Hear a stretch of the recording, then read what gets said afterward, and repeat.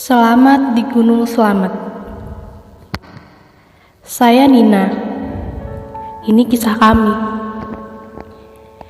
Saya dan beberapa rekan yang kebetulan dulunya adalah teman satu kantor, kecuali Asep. Kisah ini diawali ketika kami berencana menghabiskan libur akhir tahun untuk sejenak melepas kejenuhan dari rutinitas pekerjaan yang mulai membuat kami bosan, terutama menghadapi kemacetan ibu kota. Waktu itu Desember 2015. Tibalah hari di mana kami memutuskan untuk mendaki Gunung Slamet yang merupakan gunung tertinggi di Jawa Tengah. Rencana awal, kami akan naik melalui pintu masuk pemandian air panas Guci.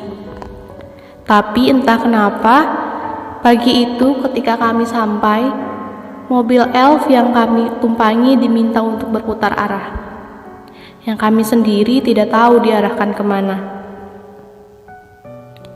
Setelah berputar dan bertanya sana-sini, kami diarahkan ke sebuah desa yang menurut saya cukup rapih namun terkesan sepi. Karena sepanjang jalan kami hanya menemui beberapa penduduk desa saja. Sampailah kami di ujung jalan desa ini.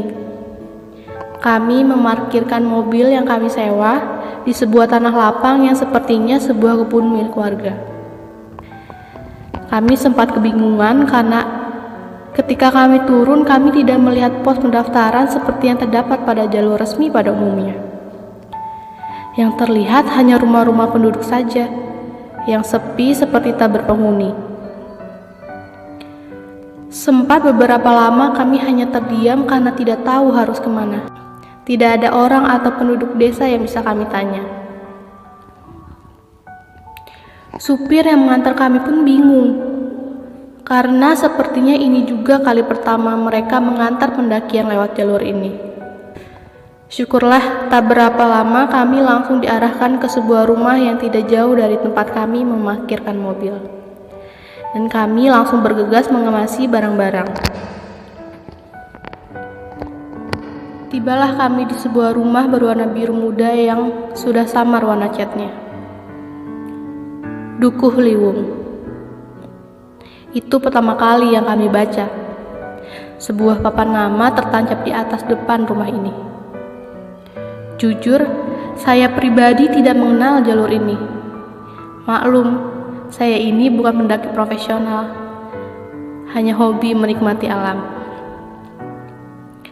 Panji, teman kami yang pertama kali memberitahukan ke kami bahwa jalur yang akan kami lewati ini adalah jalur pendakian legenda, di mana Suhokgi menempuh jalur yang sama ketika mendaki gunung ini. Mungkin Panji pun baru mencarinya di Google mengenai jalur ini. Dan akhirnya kami dipersilahkan masuk ke sebuah rumah yang ternyata milik juru kunci gunung ini. Panggil saja Simbah. Sosok laki-laki tua, kurus namun terlihat masih sangat sehat di usianya yang pastinya sudah tidak muda lagi. Beliau duduk bersila di atas lantai rumah yang masih berbalut acian semen halus khas rumah desa.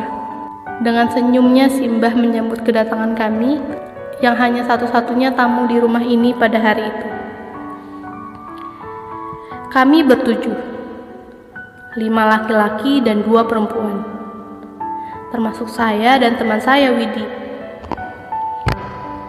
Setelah dipersilahkan masuk dan kami bersalaman dengan Simbah, kami pun turut berduduk sila bersama Simbah yang mulai melemparkan pertanyaan pada kami satu persatu dari mana kami berasal. Setelah berkenalan, Simbah langsung bercerita pengalaman-pengalaman beliau selama menjadi penjaga gunung ini, terutama pengalaman dalam menolong pendaki-pendaki nakal nan sompral yang banyak tersesat bahkan hilang di gunung ini.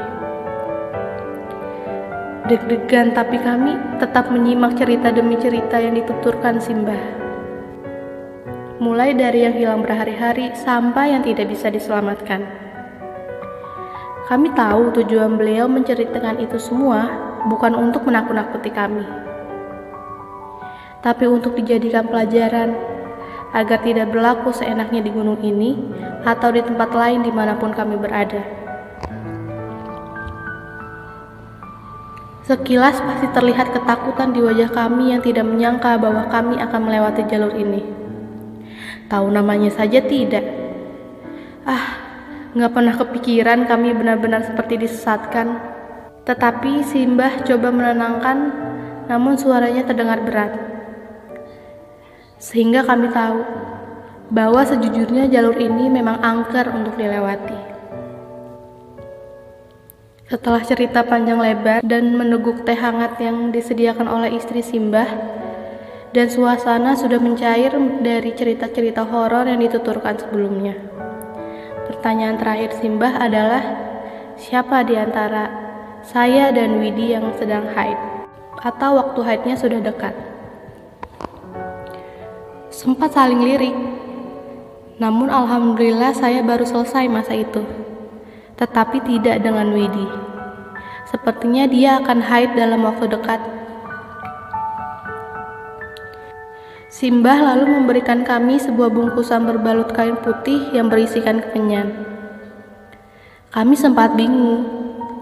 Lalu Simbah menjelaskan bahwa kalau di atas nanti salah satu di antara kami datang bulan, mohon jangan ikut muncak. Agar berdiam diri saja di tenda, dan sebelum turun kami diperintahkan untuk membakar kemenyan tersebut dan meraupkan asapnya ke wajah kami masing-masing. Bukan hanya Widi, tetapi kami bertujuh. Tujuannya adalah agar kami tidak disesatkan oleh penghuni gunung ini ketika perjalanan pulang nanti. Saling curi pandang tak terelakkan dari wajah kami. Tapi kami pun tidak mungkin menolaknya. Akhirnya kami memutuskan tetap membawa bungkusan kain putih tersebut bersama kami dan menaiki gunung ini. Bersambung.